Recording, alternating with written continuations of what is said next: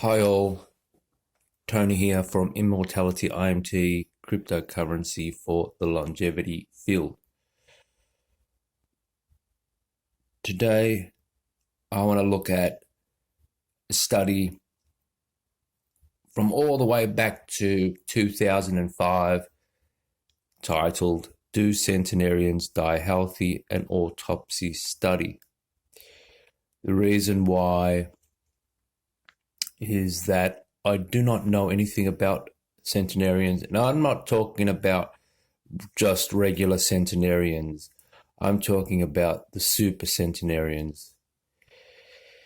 It is likely that they hold the information on the longevity field and the healthy aging field and the health span field. All of it. The only thing that I know about it is that they have vastly low inflammation, 10 times, tenfold less inflammation. With all this talk of inflammation, there were three things. One of them was there is damage that occurs. It activates certain genes. The result is inflammation. The immune system homes in on the inflammation, and there is activation of the regenerative system, and there is repair, and then there is immunomodulation to turn off the inflammation. One would be that supercentenarians don't get the inflammation to begin with, therefore they don't get the damage to begin with. Perhaps their lifestyle is such a way that they are not inducing damage or far lower rates of damage. One, the prevention of inflammation.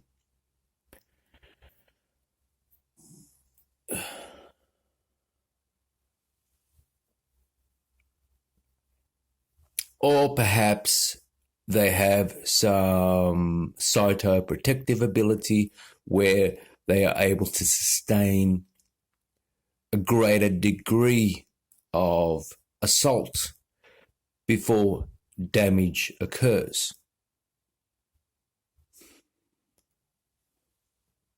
Secondly, it's what the general English speaking system thinks, and that is you just turn it off. Right? You turn it on, you turn it off. You get inflammation and then it sticks around. You can't get rid of it. So if we had some kind of molecule that would just turn it off, that would make everything better. Thinking about that approach, it's probably the least effective. And why is that? Because thirdly, the immune system is part pathogen defense and part regeneration. So aspects of the immune system conduct repair, and they also activate the stem cell system for that repair, the macrophages. And if you look at some of John Campbell's videos, early videos, he explains all about how the immune system functions and how the macrophages come into a damaged area. They home in on inflammation, and they clean up the area, clean up the wound, eat some stuff, eat this, and they call the stem cells in, they activate them to come in, and they orchestrate the whole repair system of damage. His video is in reference to a wound, but probably a general approach to any damage, with inflammation being a response to damage by the cell, which leads to the stem cell senescence. Stem cells not being available the older you get, and therefore the immune system, or as you age, as aging occurs, natural aging occurs, there is the regenerative system is turned off, and that is easy to see. As we get older, we suffer a wound, it takes longer to heal, and it's likely to be a scar, to be fibrotic rather than to heal nicely. While in a young person, the younger they are, they have more regenerative capacity, and all the way to the stage where their wounds heal perfectly, which goes back to the idea that just turning off the inflammation might not be effective, or the least effective, which is a lot of how some of the therapies out there are just trying to turn off that inflammation. Okay, they're not going all the way back into whether the macrophages are calling the stem cells and conducting, localized repair, and then at the end of that repair, they have immunomodulative ability and they can turn off that inflammation. So that's all we know about centenarians. That's all I know about centenarians, is that they have super low inflammation. We know all about, we've done extensive work on the metabolic side of things, and now let's talk about the centenarians. This is from the Journals of Gerontology. Abstract. Our goal was to assess the prevalence of common causes of death and the demographic variables in a selected population of centenarians. The autopsy reports and medical histories of all individuals greater than 100 years dying unexpectedly out of hospital were gathered from 42,398 consecutive autopsies performed over a period of 18 years at the Institute of Forensic Medicine, Vienna. These records were evaluated with regard to age and sex, circumstances of death, season, time, and the cause of death, as well as the prevalence of any other comorbidity. Results: 40 centenarians, 11 men, 29 women, were identified with a median age of 102 plus or minus 2, 100 to 108 range of years. 60% were described as having been healthy before death. However, an acute organic failure causing death was found in 100%, including cardiovascular disease in 68%. Respiratory illnesses in 25%, gastrointestinal disorders in 5%, cerebrovascular disease in 2%. Additionally, centenarians suffered from several comorbidities, cardiac antecedents, neurologic disorders, liver diseases, and cholecystolithiasis. which were not judged to be the cause of death. Conclusions. Centenarians, though perceived to have been healthy just prior to death, succumbed to diseases 100% in 100% of the cases examined. They did not die merely of old age. The 100% post-mortem diagnosis of death as a result of acute organ failure justifies autopsy as a legal requirement for this clinically difficult age group. So it just states that they died of the same causes as non-centenarians, but at a slower rate. They accumulated this damage either at a slower rate or at a specific time. They were free of it for a specific time and then accumulated it at one stage. And we don't want to look at just centenarians, just people getting over the line of 100. We want to look at 115, 117. The extent of it, the extreme of it.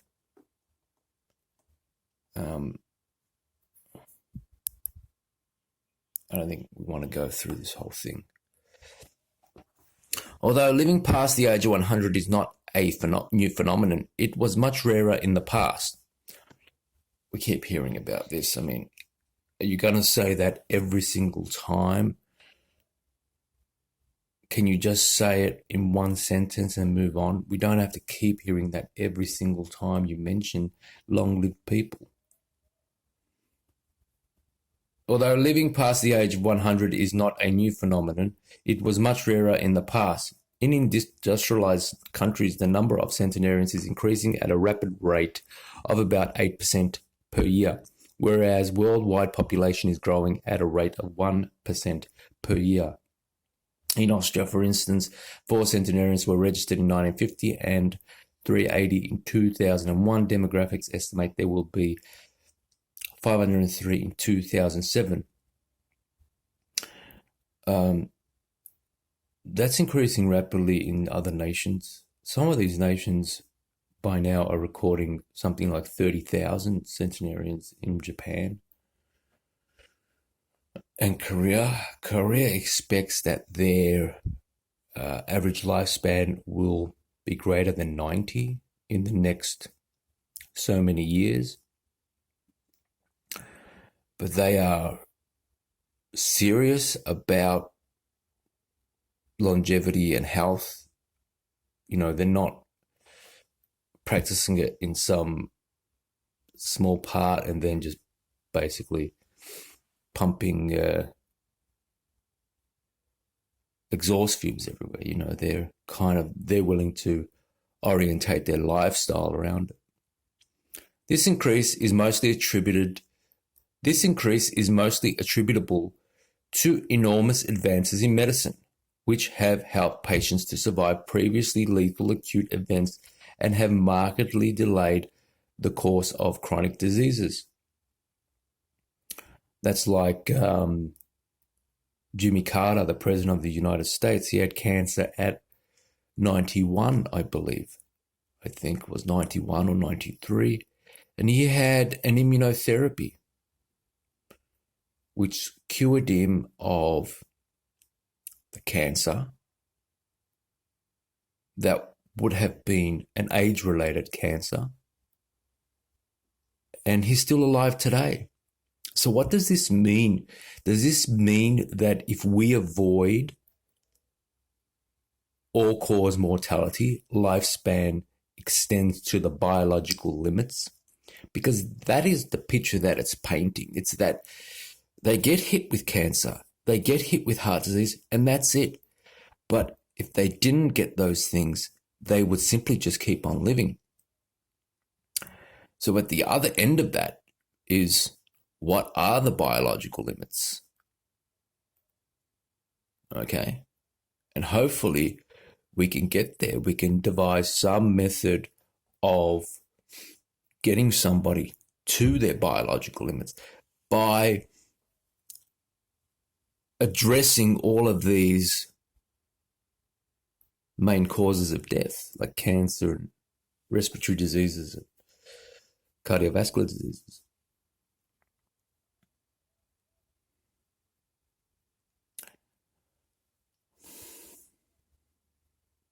In everyday medicine, the biologic age rather than the actual age has become the determining factor for making therapeutic decisions.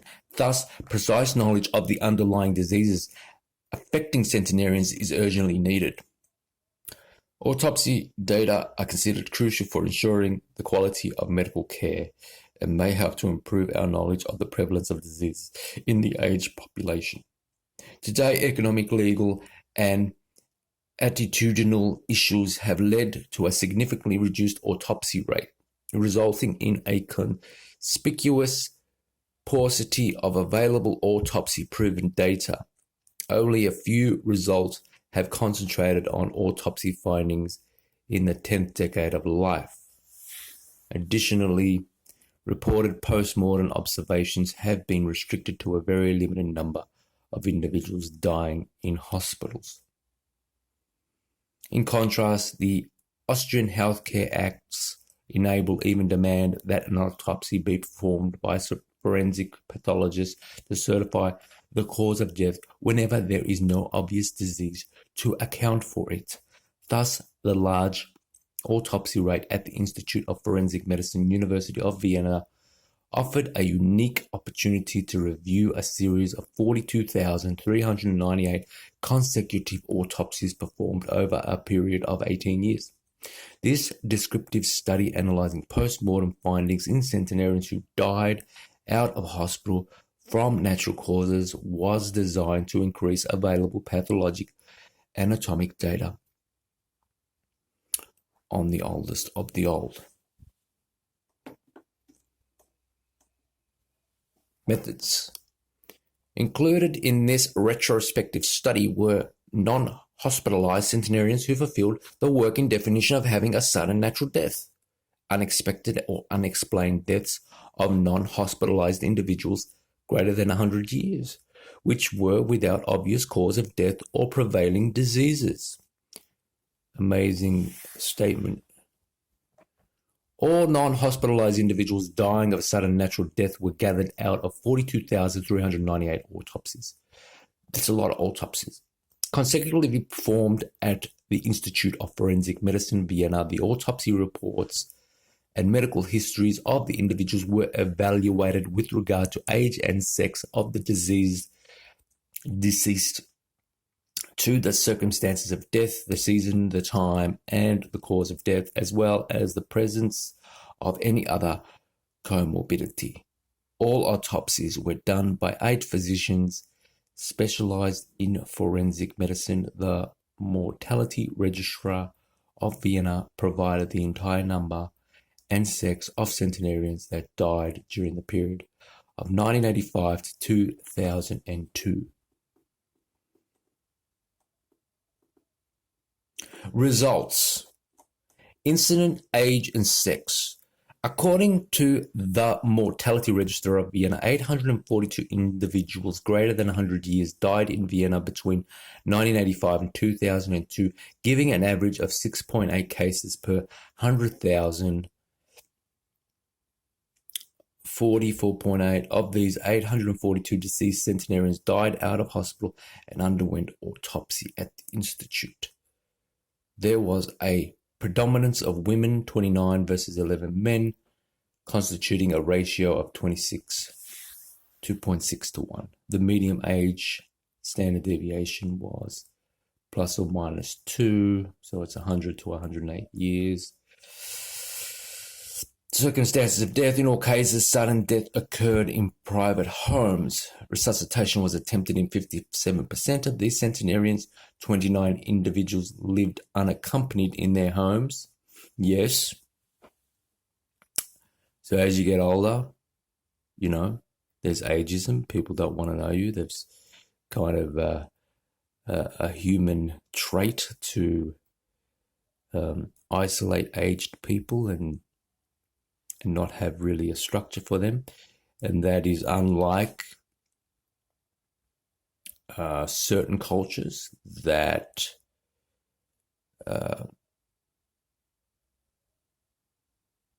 have other ways of dealing with it, which may and may not work with other cultures. 14 of them without any care and 15 with regular care by neighbours, relatives, or welfare workers. 11 centenarians lived with at least one family member. All centenarians were widowed. And obviously some of them die and then they don't have it. But like, what was the Japanese thing? It was a moai. So they form groups, and these groups have to look after each other all their lives. So once they get old, they kind of all live together. They're called moais. Like, it wouldn't work in the Western world. So don't try and copy it, because it will just be a bizarre version of it. Season and time of death. Sudden death in centenarians was distributed nearly equally throughout the year, with only slightly more deaths during 3 months, May, June, and July. The time of death peaked between 7 and 9. 7 a.m. and 9 a.m. So what is that? Summer. Physical findings. In the 11 men, body weights ranged from 45 to 72 kilograms, 60 plus 9, 10.9 kilograms, and heights ranged from 151 to 184 centimeters. Their mean body mass index was... Okay, so, they had range from there. The mean body mass was at a total 18%, exceeding normal range, whereas 36 men. So, maybe. Medical history. 60% N equals 24 of the deceased were described by their family or their family physician as having been healthy at the time of death. However, 58% had cardiac antecedents such as chronic heart failure, stable angina pectoris, a history of myocardial infarction, or an implanted pacemaker. In the remaining individuals, pre-existing conditions included hypertension, diabetes milieu, respiratory diseases and gastrointestinal diseases, neurologic disorders such as Alzheimer's disease, Parkinsonism, or hemorrhagic stroke were present in 43%. Advanced neoplastic disease with widespread distant metastasis was found in 3 corpses. In only one person of this cohort, the malignancy had been diagnosed during the lifetime. So, yeah, it's just it's a challenge. It's a high order challenge. To find the causes of this deterioration and see what can be done about it, if anything. Autopsy findings, causes of death. Cardiovascular disease accounted for 68% of the deaths. Acute cardiac failure from old myocardial infarctions or chronic lesions such as fibrosis or scars were the cause of death in 2 of the 11 and in 4 of 29 women, and presented with signs of acute ischemia, acute dilation, and marked pulmonary congestion. 4 men and 11 women had acute myocardial infarction. 1 woman suffered from an acute dissection of the ascending thoracic aorta with subsequent pericardial tamponade, and in one woman, an atherosclerotic fusiform aneurysm of the descending thoracic aorta ruptured. 1 man and 3 women died from the ruptured abdominal aortic aneurysms. 6 cases of sudden death were caused by pulmonary embolism emerging 2 times from the right and 4 times from the left femoral veins. Associated perichimal infarction was found in 1 woman. 4 centenarians died of bacterial pneumonia. The organisms identified were Klebsiella pneumoniae and Streptococcal aureus. A gastric ulcer caused perforation with acute diffuse peritonitis in 160-year-old man and in 100-year-old woman. There was 1 case of subaneroid bleeding following the rupture of a congenital aneurysm in the interior communicating artery of the circulus arteriosus. Principal causes of death in centenarians are detailed and compared with cause of death in patients aged greater than 85 years in Table 2.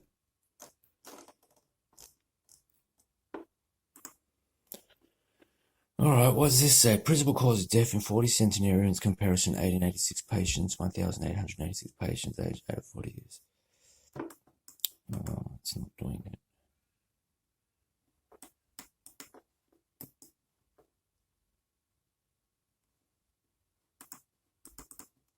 Can't see it.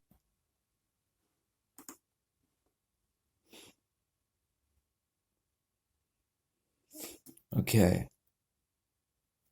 So these are all the diseases that centenarians are dying from. And it looks like when you look at general all-cause mortality, they are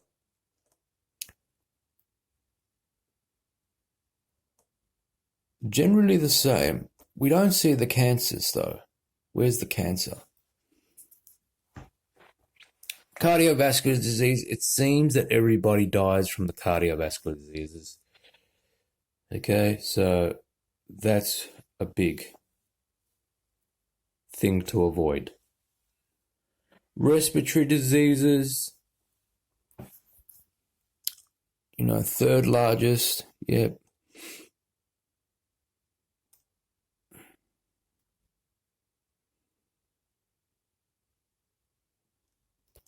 But there it is. There's the big game. Cardiovascular diseases. And even respiratory diseases. There's the big field. There's a nasal spray there or something. Who knows? Okay.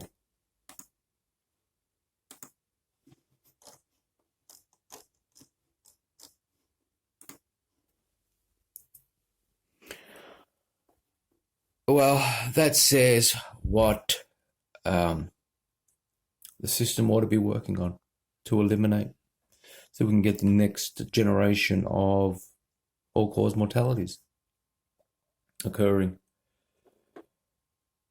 Autopsy findings revealed comorbidities. Autopsy findings revealed the following chronic diseases and pre-existing conditions, but they were not the principal causes of death. Table 3. Okay, so they're giving you a principal causes of death. Table 3, other diseases and conditions, comorbidities that were not the principal cause of death of 40 centenarians dying out of hospital. Cardiovascular disease, respiratory diseases, prostate hyperplasia, previous fractures, gastrointestinal disorders. So these weren't the causes of death, but they were getting them too. If something else hadn't got them, these would have come. These were in the pipeline, right? So they would have also died of these things, of the same things those other group died for, but they would have died at a later stage. So the progression, slowing the progression of these diseases.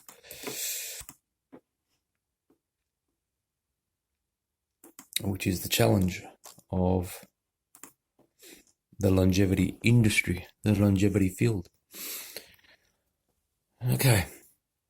The characteristic external appearance of the senescent heart frequently included brown atrophy, tortuous epicardial coronary arteries,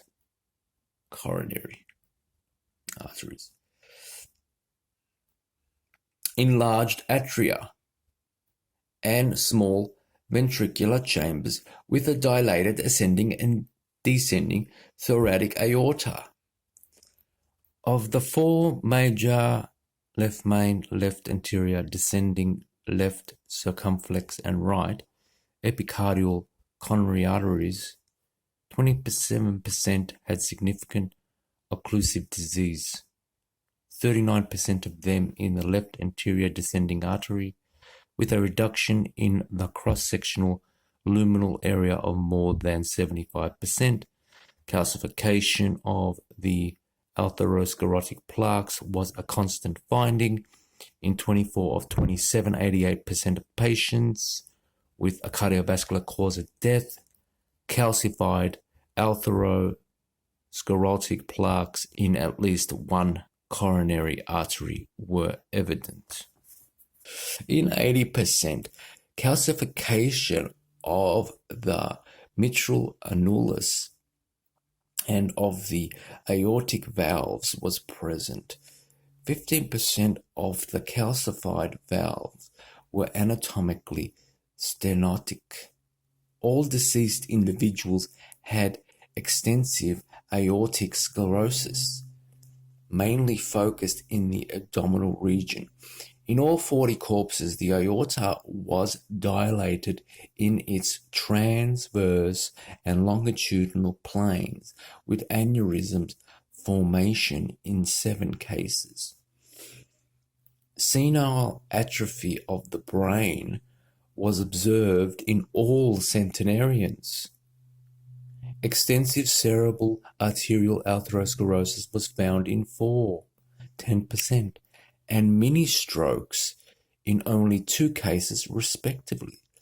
Besides edema, emphysema was found in all cases, and bronchitis was noted in 3 deceased individuals.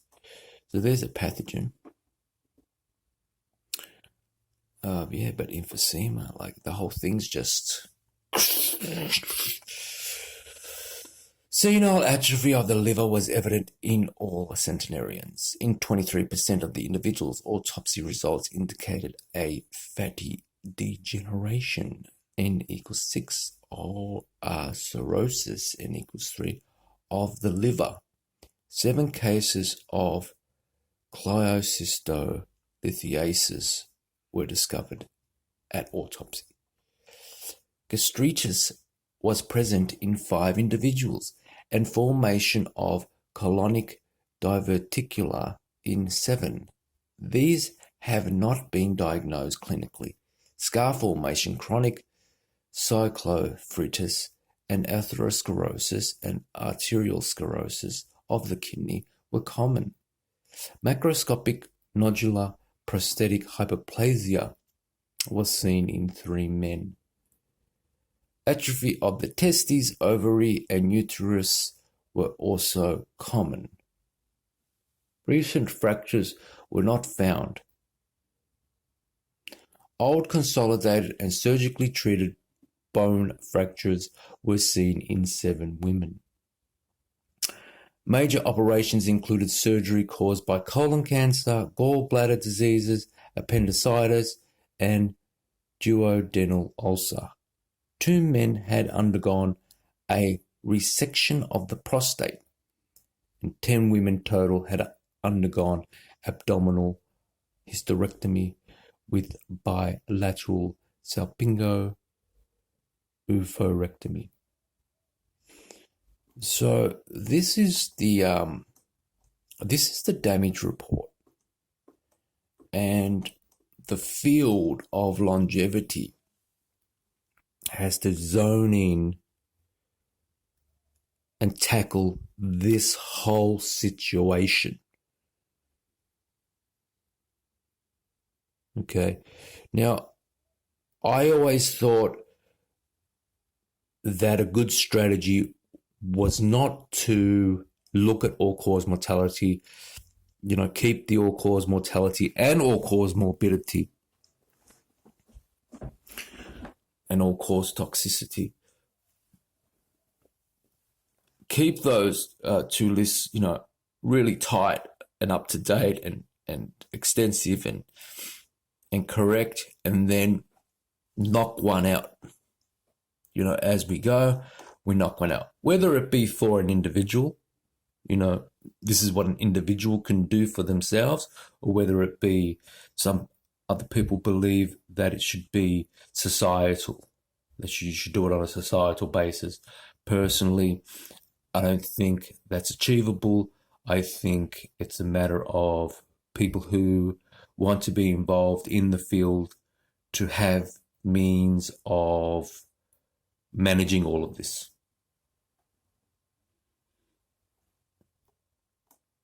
But that said, the strategy would be to then, go through the list and try and knock as many of them out as possible as the field, as the basis of the field. And I didn't think that was a good strategy, but it just may well be the strategy for the reason that even though those guys didn't die of cardiovascular disease, they had cardiovascular disease. And whatever killed them, if that didn't kill them, the cardiovascular disease would have eventually caught up with them and got them, which is what we're finding with the younger people who are dying. They're not dying of cardiovascular disease, but, cancer's got them first, but, that cancer, that cardiovascular disease is there somewhere. But this is really a guide map of the field and what it should be focusing on.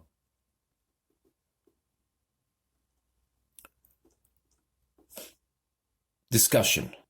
Literature addressing the specific topic of autopsies in centenarians is rare and includes predominantly hospitalized and institutionalized individuals of a very limited number, 6, 12, or 15.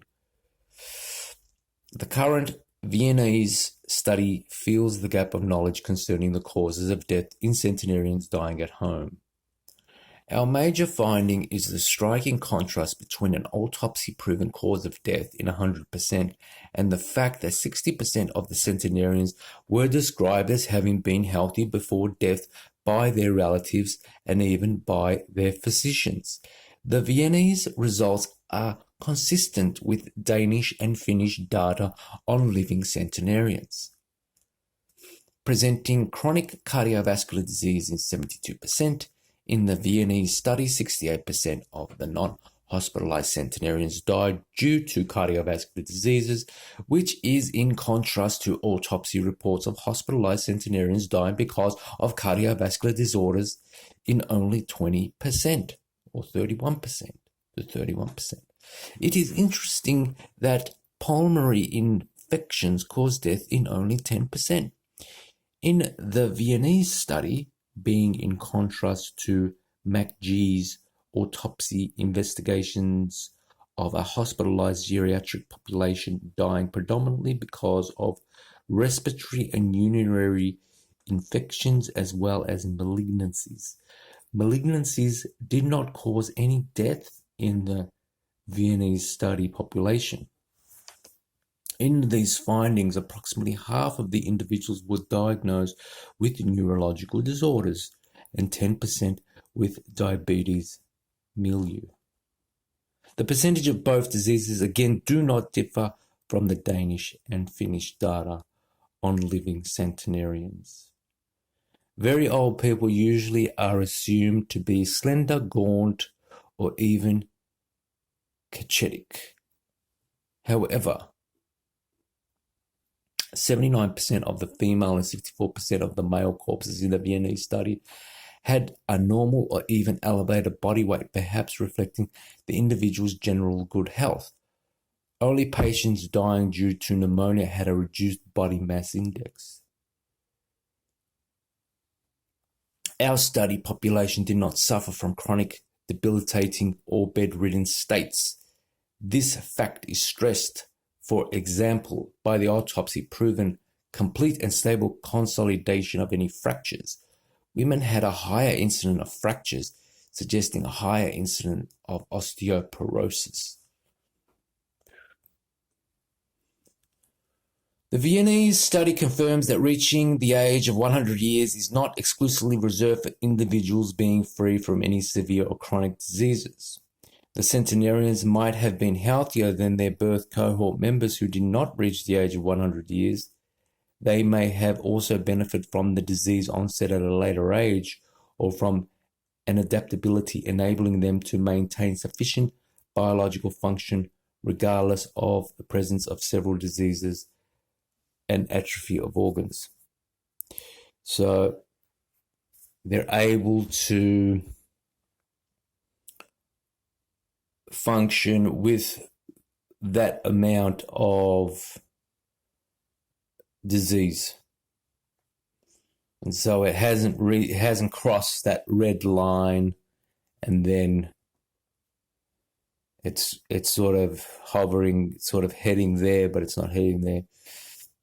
But if you were to place like that graph over the graph of short-lived people, like it's like the same thing, but one is like superimposed on the other in a kind of elongated way. It's that the same thing happens to these people as short-lived people, only it happens at a later stage, or it happens over a longer period of time, which says there that they might have some aspect of them that is allowing this. It doesn't really, but what it says is that the field has the information of what it should be going after, and it shouldn't be going after those things individually. It should be going after all of them all the time as the basis of the field, right? Perhaps. Well, there's those other group that are just researching stuff that is in the regenerative medicine field, or has a hallmarks of aging application, and that might be another way to tackle it, to establish a theory of aging that is causation based, that is causal, and then try and develop therapies relative to that theory. While another strategy is that landmark paper, The Hallmarks of Aging, and just trying to address all of the hallmarks of aging. The distribution and the patterns of the causes of death in centenarians, with the exception of respiratory diseases, were nearly similar to the cohort of unexpected out-of-hospital deaths in patients aged greater than 85 years that have been investigated at our institute. Table 2. Nevertheless, the longevity population seems to have the ability to live with chronic diseases significantly longer than their birth cohort.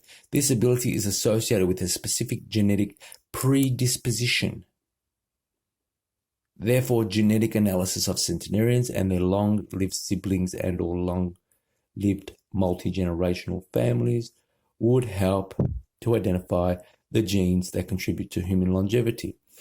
Well, that's a big point, because we've neglected to see that whole genetic engineering field, which is also looking for genetic causation to aging and many of these diseases. And we also know there was another study of centenarians who were twins, and they were monozygotic twins, and they were more close, their lifespan was more more identical than dizygotic twins.